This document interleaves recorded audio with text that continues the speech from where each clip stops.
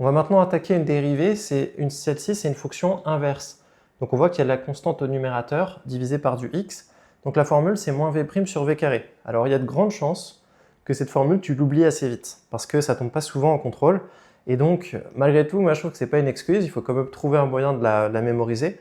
Donc c'est pas grave si tu l'oublies, je vais t'expliquer comment tu peux la retrouver en 2 secondes.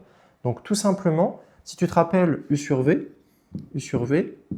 c'était quoi la formule? C'était U'V moins UV' sur V carré. Voilà, très bien. Donc ça, si jamais tu as oublié cette formule, tu peux l'utiliser celle-ci, ce sera un peu plus long, ça marchera quand même. Mais maintenant, on va être un peu plus astucieux que ça. Imaginons, au lieu que ça soit un U au numérateur, c'est juste 1.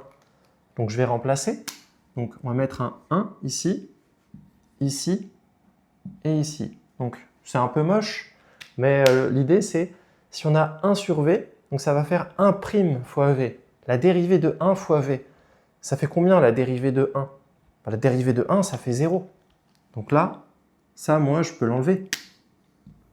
Voilà. Donc 0 fois V, on peut l'enlever. Moins 1 fois V'. Moins 1 fois V', ça fera bien. Là, on a bien le moins V' sur V carré qui apparaît. Donc tout simplement, c'est parce que la dérivée de 1 d'une constante va enlever le V devant. Et le U qui devient 1, ça laisse juste moins V' au numérateur. Voilà. Donc là, on a bien moins V' sur V carré.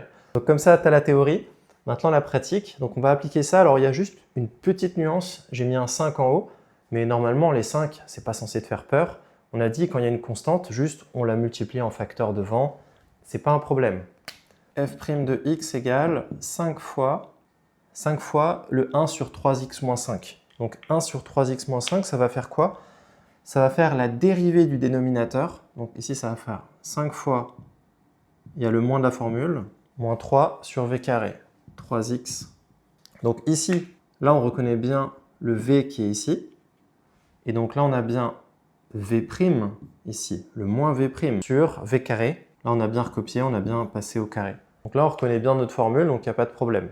Donc voilà, c'est comme ça qu'on peut l'appliquer. Et après, juste, je vais distribuer mon 5 tout simplement. On a obtenu ça, moins 15 sur 3x moins 5 au carré. L'intérêt de cette formule, tu vois, c'est que ça t'a permis en une seule étape, on aurait même pu le faire en une seule étape, d'obtenir directement la dérivée.